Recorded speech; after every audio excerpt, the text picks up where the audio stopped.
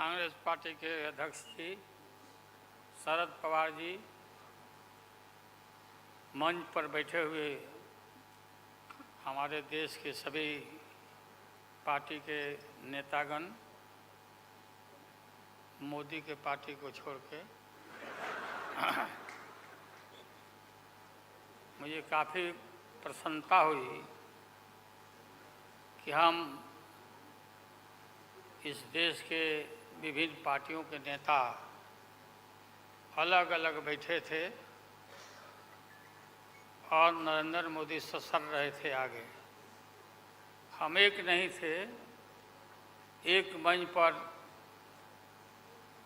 एक एक उम्मीदवार खड़ा नहीं होते थे, उसका खमियाजा देश को भुगतना पड़ा और मोदी काफ़ी इसका लाभ उन्होंने उठाया। हम शुरू से ही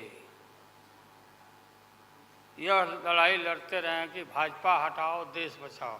भा मने भाजपा, ज मने जलाओ और पा मने पार्टी बोलते रहते थे। ये बात सही हो रहा, सही निकल रहा। इस देश में माइनॉरिटी सुरक्षित नहीं है। क्या क्या हुआ आपको मालूम होगा इस देश में, और क्या हो रहा है कि आज हमारे अल्पसंख्यक भाई सुरक्षित नहीं है, महसूस नहीं कर रहे हैं। अच्छा,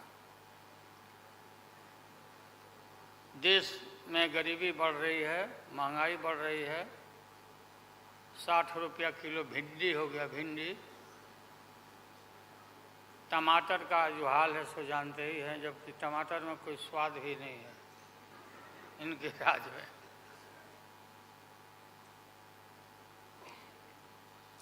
लगातार लड़ाई लड़ते लड़ते हम लोग आज इस मुकाम पर आए हैं कि अब हम सब पटना, बंगलोर और महाराष्ट्र, यहाँ मुंबई में ये मीटिंग के बाद अब एक निष्कर्ष पर हम लोग पहुँचे हैं और एक स्वरूप बना है, संगठन बना है, जो पढ़ करके आप लोग को सुनाया गया। आप सबको याद होगा कि कितना झूठ बोल करके, कितना अफवाह फैला करके इस सत्ता में लोग आए थे। मेरा भी नाम उस समय और देश के नेताओं का नाम इन लोगों ने यह प्रचारित किया था कि इन लोगों का पैसा स्विस बैंक में जमा है, स्विस बैंक में। और मोदी जी बोले कि हम आएंगे और स्विस बैंक का पैसा ला करके हम देश के तमाम लोगों को, हर के को खाता खुलवाया कि 5-5 लाख रुपया जमा करेंगे। 15-15 लाख रुपया। हम भी झांसा में आ गए और हमने भी अपना खाता खुलवाया। मेरे 7 बेटियां, 2 बेटा और पति पत्नी दोनों मिला के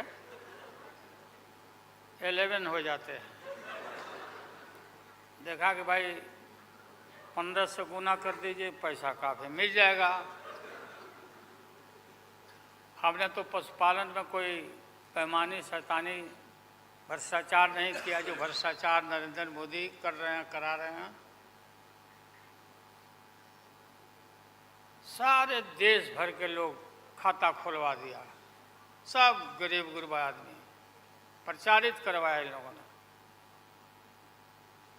और मिला क्या, सो देश के लोगों को मालूम होगा, आप लोगों को भी मालूम होगा, आप लोग में से भी खुलवाए होंगे आप लोग पर, प्रेस के लोग भी, कि हो सकता है भाई मिल जाए, पैसा है देश का तो मिल जाए, वापस आ जाए। एक पैसा नहीं, सब इन्हीं लोगों का पैसा था। अभी काफ़ी जय जयकार हो रहा होना चाहिए, वैज्ञानिकों का होना चाहिए। चंद्रयान पर लोग गए, सब घूमे फिरे लोग, हमारे वैज्ञानिक, देश का नाम ऊंचा हुआ। अब हमने सुना है कि मोदी जी अब ये सोच रहे हैं, और इसीलिए पहले ही लोकसभा का मीटिंग भी सुना, बुला दिया है। हमने ये सुना, किसी जिम्मेवार आदमी ने कहा कि भाई हम लोग तो अब इतना देश के वैज्ञानिक आगे देश को ऊंचा कर दिए, दुनिया में नाम हो गया। हम अपील कर रहे हैं इसरो के वैज्ञानिकों से, अपने देश के वैज्ञानिकों से, कि भाई मोदी जी को पीछे नहीं रहना चाहिए। इनको चंद्रलोक से की बात छोड़ो, अब सूर्यलोक पर इनको पहुंचाओ। नरेंद्र मोदी पहुंच तो जाओ, हाँ, दुनिया भर में नाम हो जाएगा मोदी जी का। अमेरिका सब देश कहाँ पीछे छिटा जाएगा। राहुल गांधी जी घूमते रहते हैं अमेरिका में, कई एक देश में घूमे, इनको अवसर मिला है। तो ये भी देख लेंगे कि भाई मोदी जी सचमुच में देश का नाम करने के लिए अब ये चल पड़े हैं। आगे दशहरा के बाद इसकी तैयारी कर लें, हमारी शुभकामना है कि चले जाएं। इतनी गरीबी है, गुरबा लोग हैं, बेकारी है, चारों तरफ फैला हुआ है, और बोलते हैं कि देश आगे बढ़ गया, कि देश आगे बढ़ गया।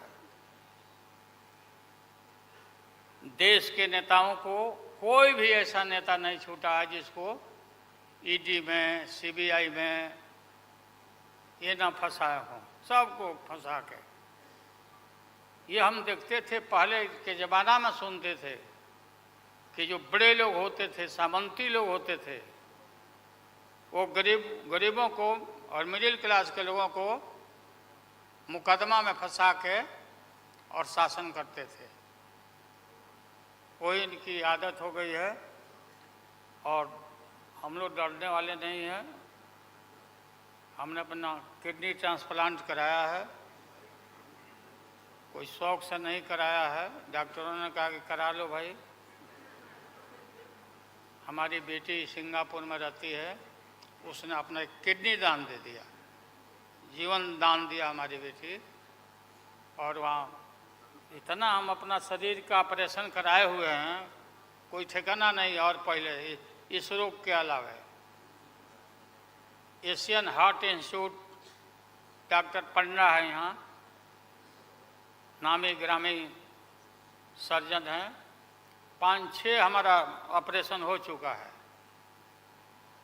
लेकिन आप सबका आशीर्वाद और कृपा है कि हम जीवित हैं, और हम आगे भी हम काफ़ी, मेरा हौसला मजबूत है कि हम रहेंगे, और मोदी जी को हटा के ही हम दम लेंगे हम लोग। इसलिए हम लोगों ने संकल्प लिया है, बिल्कुल। और सुन ले मोदी जी, अब आप समझ लेना कि पहले से मैं आपसे लड़ते आ रहा हूँ, गुजरात के युद्ध के लड़ाई राइट के समय से, आपके और आपके गुरु, कौन अध्यक्ष है वो? हाँ? नहीं, उनके पार्टी के अध्यक्ष जी हैं, अडवाणी जी को तो गिरफ्तार किया था, वो नहीं भाई।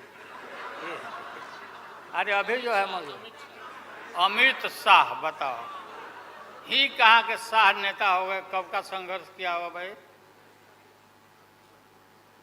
हम थे राज्यसभा में, थे उन दिनों में,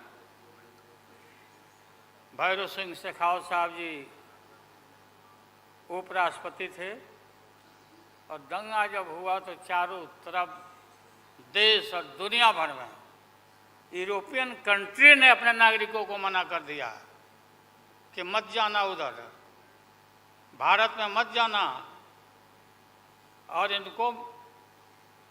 इनका प्रवेश भी निषेध हो गया था विदेशों में। आप सब लोगों को मालूम है किस तरह का इनका इतिहास रहा है।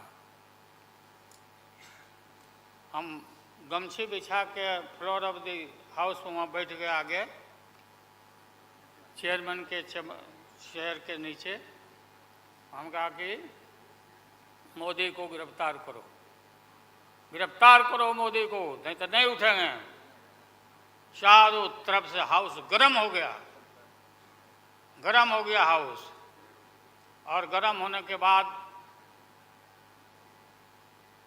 काफ़ी इनको परेशानी हुई। और स्वर्गीय अटल बिहारी वाजपेयी जी, वो नेता थे, वैसा नेता हमने नहीं देखा। उन्होंने कहा नरेंद्र मोदी को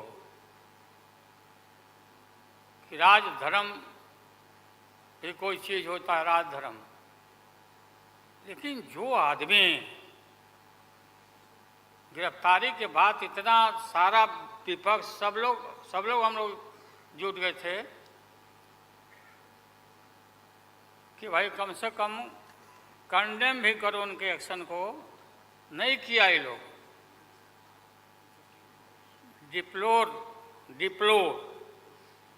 डिप्लोर मतलब किया कि वो भी नहीं, अंदर से नहीं निकला इन लोगों को कि हम निंदा करें। इतने बड़े नरसंहार हुआ था, क्या क्या हुआ उसको दोहराने की जरूरत नहीं है। हम सब लोग ज़्यादा भाषण नहीं, भाषण का तो मेरा, हमारे दीदी भी यहाँ बैठी हुई है, ममता दी निकल गई। अच्छा चले, तो सारे जो उस समय लोग थे हमारे साथी, बालू जी भी निकल गए। हाँ हाँ गए, प्लेन है तो हम भी, मेरा भी प्लेन अभी निकल गया। हम क्यों पीछे रहे, हम भी निकल जाते हैं। फ्लाइट का टाइम आ गया। तो आप सभी पत्रकार भाइयों को मैं प्रणाम करता हूँ, सलाम करता हूँ, आदाब करता हूँ। हम सब एक हैं और एक होकर के हम लोग इस लड़ाई को लड़ रहे हैं।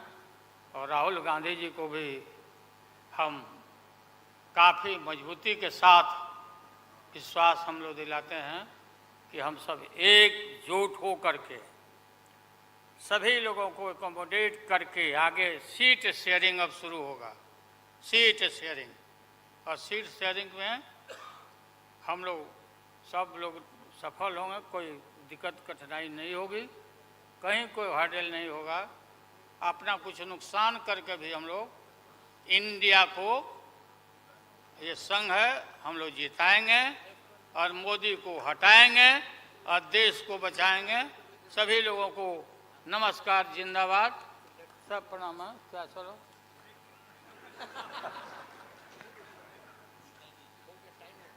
टाइम भी हो गया, तो नमस्ते सब लोगों को, प्रणाम।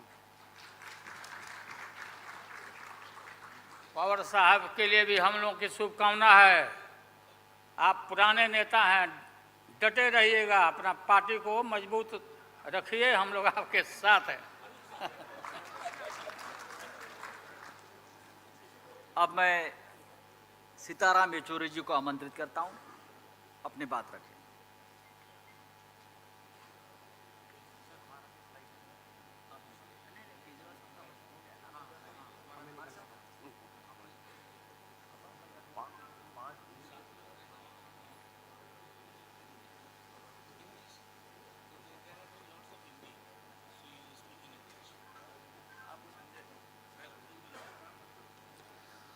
Well, you've all heard our leaders speak in Hindi, so you want me to speak in English or should I also continue in Hindi?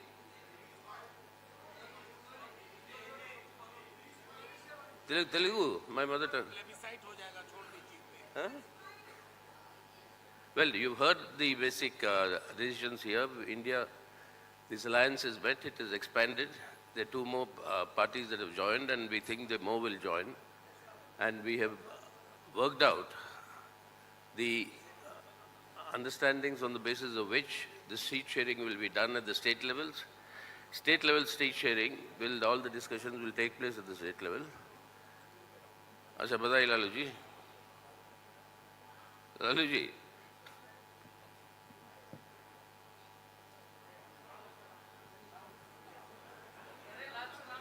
लाल सलाम कह रहे हैं ना ये. That is spirit of India. Lalu ji is saying Lal Salam to me, and I am saying Jai Hind to him. So that at the state level, we'll work out the adjustments, seat adjustments, etc. State to state, it will vary. But the general overall understanding is very clear. We are all united here in order to save the character of the Indian Republic, which is the secular democratic republic, to save its constitution, to save democracy, and particularly to uphold the guarantees that have been given by the Indian constitution to all our citizens, irrespective of, I quote, caste, creed, or sex. That equality for all and justice, that is economic, social, and political, that justice for all, that must be ensured. If all this has to be done, then the BJP must be kept away from controlling the government and state power. So that is the objective with which we have all come together. Now you will be seeing many things happening, as in when this grouping gets more consolidated. The first time when we were meeting in Bangalore, suddenly the NDA was resurrected. This time when we came to Bombay, suddenly the 200 rupees was reduced to the gas cylinder. You heard about how much it was increased then. And while we were meeting here came the announcement of a special session of Parliament. And what gimmickry will follow from there, what will be done, that we'll have to wait and see. So it's very clear that the Modi government and the BJP is rattled by this coming together of all the secular forces and the secular parties. And that in itself is a signal for the march towards victory that India will make with all our leaders coming together. And we propose to consolidate this further with a series of public meetings spanning across the country, and that will from all parts of the country ranging out. So now from this meeting we are reaching out to the people. We are already with the people, but we'll be reaching out to the people through public actions and action programs, and that will be further strengthened in the days to come. So that is in addition to what has already been told here.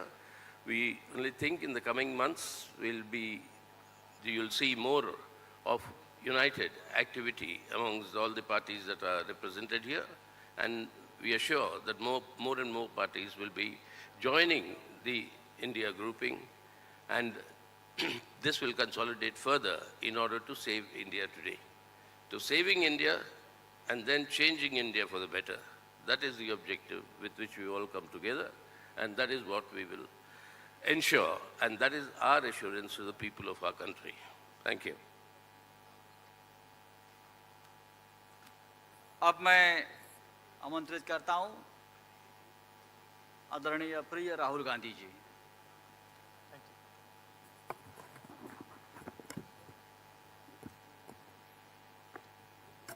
I'd like to thank Thakre ji, Sharad Pawar ji, Congress Party of Maharashtra, our leaders, for organizing a fantastic session of the India Alliance.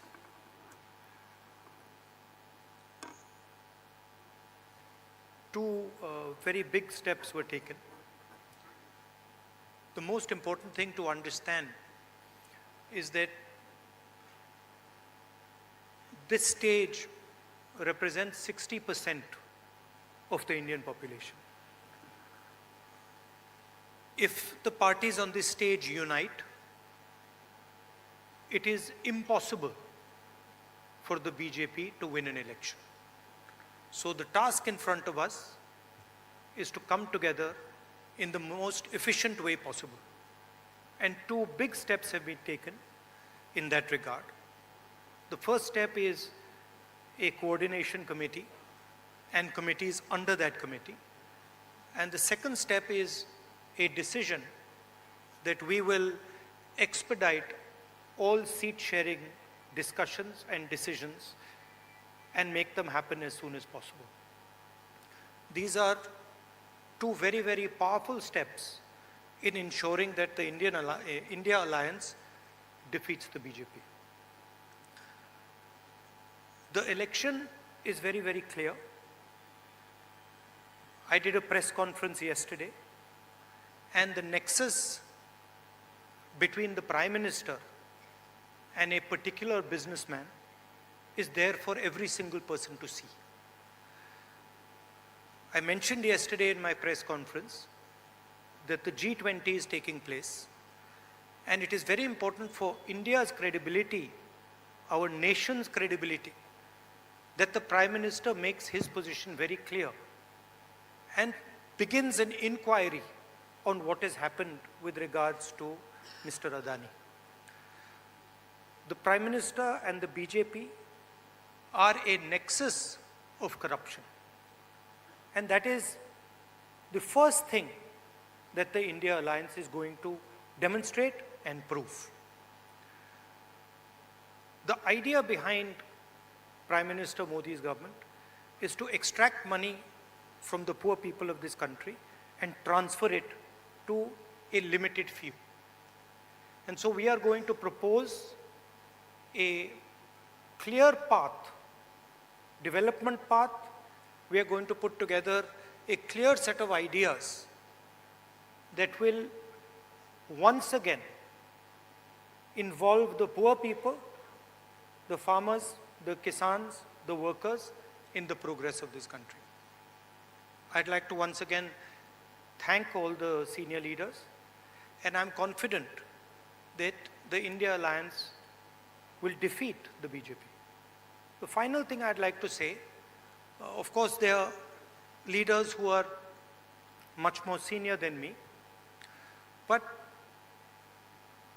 the real work in this alliance is the relationships that are forged between the leaders of this alliance. And I can say with confidence that these two meetings have done a huge amount in building the rapport between all the leaders and ensuring that all of us work together as one. I can see that there is flexibility among all the leaders in the way we are approaching things.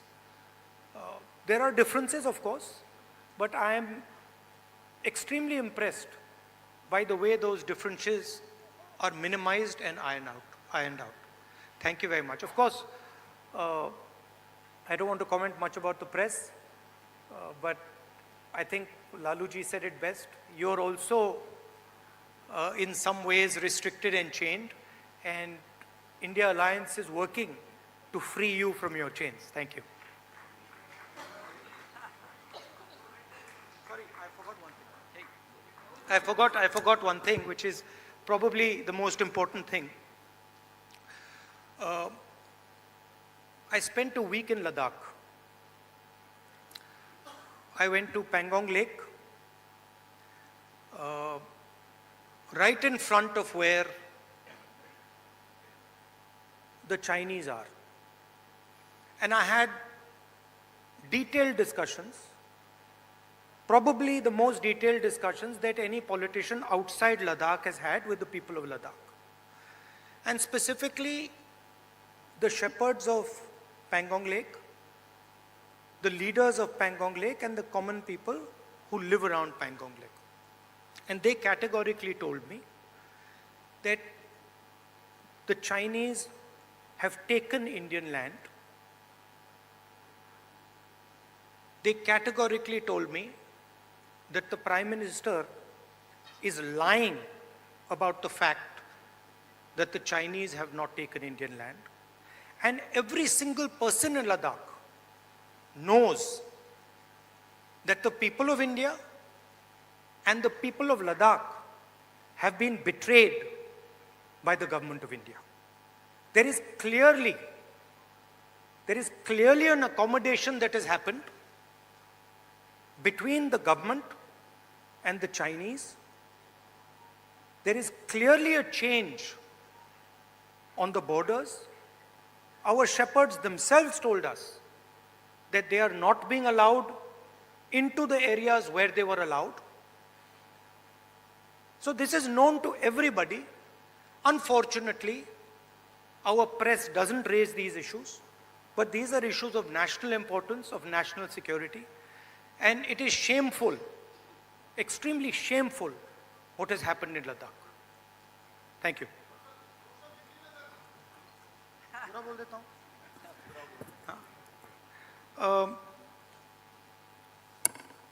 सबसे पहले मैं शरद पवार जी, ठाकरे जी और जो महाराष्ट्र कांग्रेस के हमारे नेता हैं उनको धन्यवाद करना चाहता हूं कि उन्होंने एक बहुत अच्छा सेशन यहां हमारे लिए किया। सेशन में दो महत्वपूर्ण बातें डिसाइड की गई। पहले कि एक कोऑर्डिनेशन कमेटी होगी और दूसरी कि जल्दी से जल्दी जो सीट शेयरिंग का मामला है उसको हम डिस्कस करके उसमें हम रेजोल्यूशन निकाल देंगे। नरेंद्र मोदी और अदानी जी के बीच में जो रिश्ता है उसके बारे में मैंने कल बोला। इंटरनेशनल फाइनेंशियल न्यूज़पेपर्स में आया है कि $1 बिलियन पैसा हिंदुस्तान से गया है, बाहर गया है और वापस आया है। नरेंद्र मोदी जी G20 करा रहे हैं और हिंदुस्तान की इज्जत का मामला है।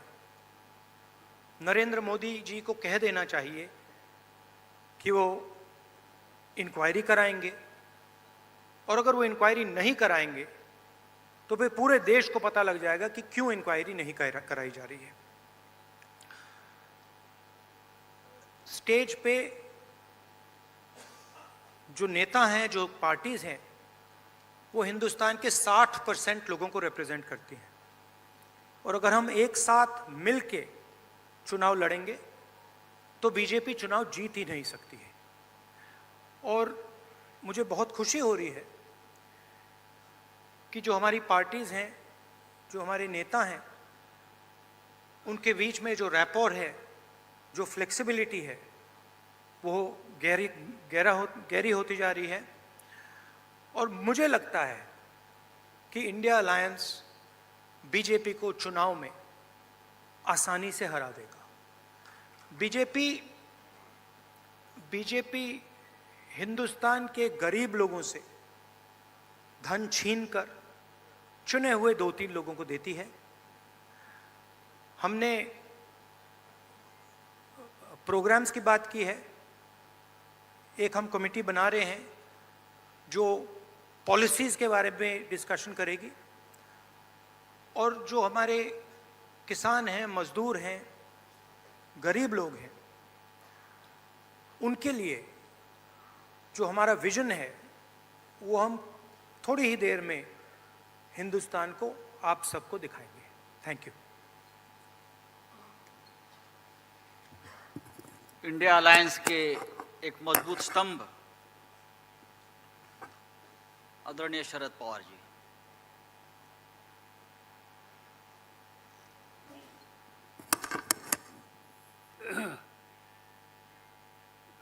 सम्माननीय व्यासपीठ और साथियों, कल से हम देश के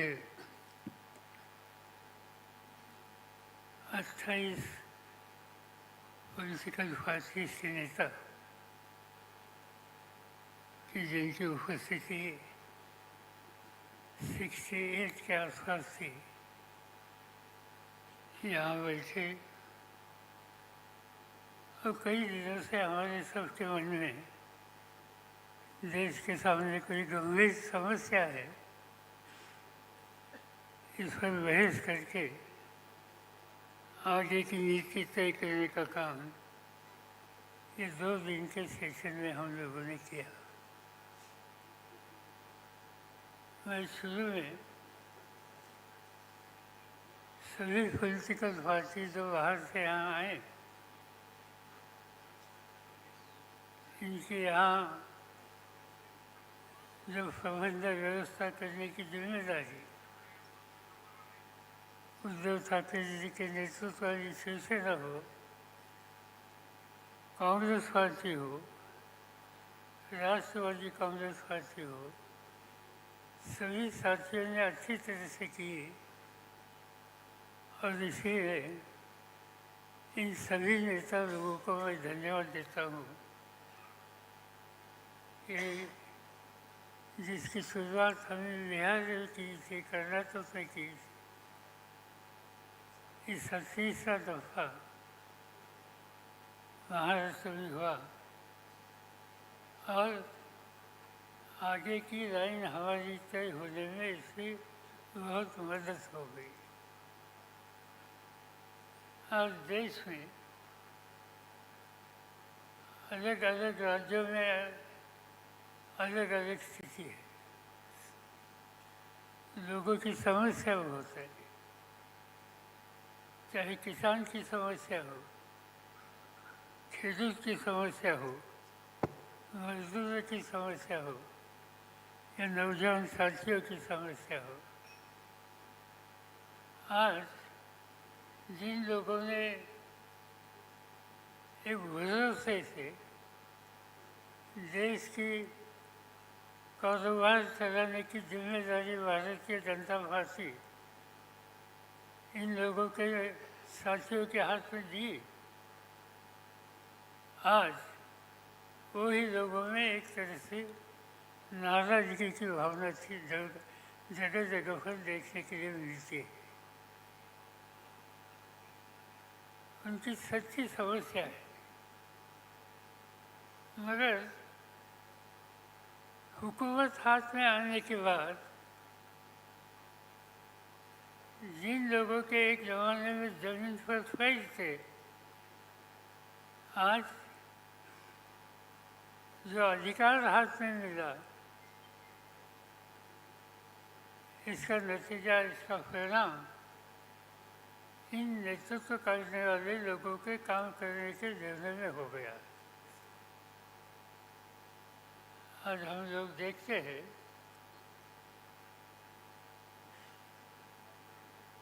कि राजनीति में राजनीतिक दल मिलकर काम करने की तैयारी करते हैं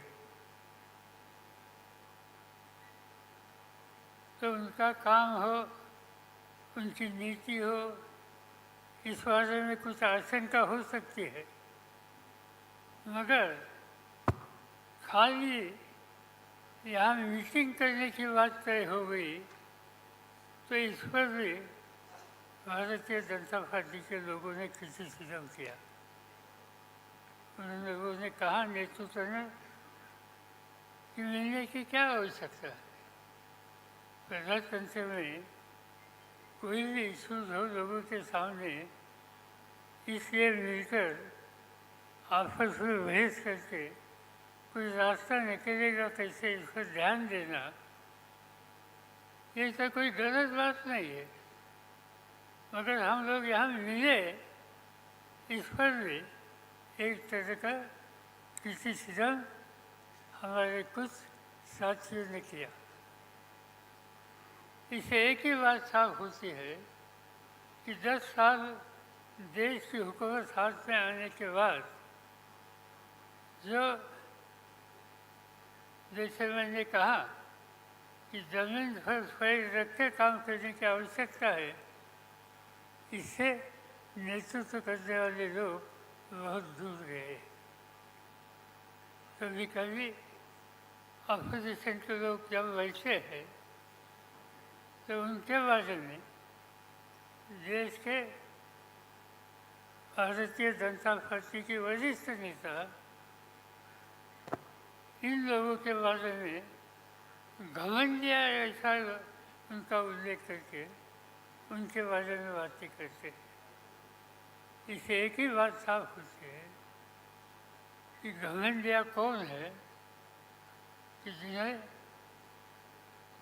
लोग मिलकर आपस में बैठने की तैयारी करते हैं, ये भी जिनको पसंद नहीं, उन्हें घमंडिया कहने की आवश्यकता है।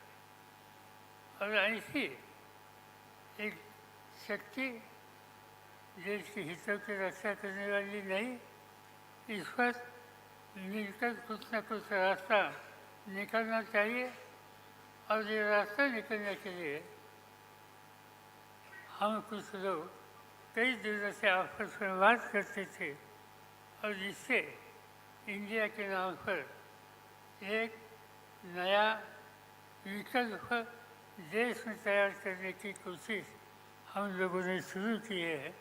और इसका ही ये सम्मेलन, यहाँ का सम्मेलन था। मुझे खुशी है कि देश के लोगों ने जो कुछ हम करना चाहते हैं इस बारे में बड़े गंभीरता से देखने की बात की। मीडिया ने ये जो कुछ हम कर रहे हैं ये देशवासियों के सामने अच्छी तरह से रखने के लिए अपना काम किया। मैं इतना ही आपको वादा करता हूँ, हम रुकेंगे नहीं, हम गलत रास्ते पर जाएंगे नहीं। गलत रास्ते पर जो आ रहे हैं उनको ठीक रास्ते पर लाने के लिए और ठीक रास्ते पर आते नहीं तो उन्हें दूर करने के लिए जो कोई करने की आवश्यकता है वो हम कंधे को कंधे मिलाकर मिलकर हम करेंगे। और देशवासियों के सामने एक साफ सुथरा प्रशासन देने की जो आवश्यकता है इसके लिए जो कुछ करना होगा वही करेंगे, इतना मैं कहना चाहता हूँ। ये सब करने के लिए हमारे सब साथियों ने बहुत मेहनत की। तीनों पार्टी के नेता लोगों ने, उनके सब साथियों ने मेहनत की। अनेक कई राज्यों से जो हमारे साथी यहाँ आ गए, मैं इन सभी को धन्यवाद देना चाहता हूँ कि ये अधिवेशन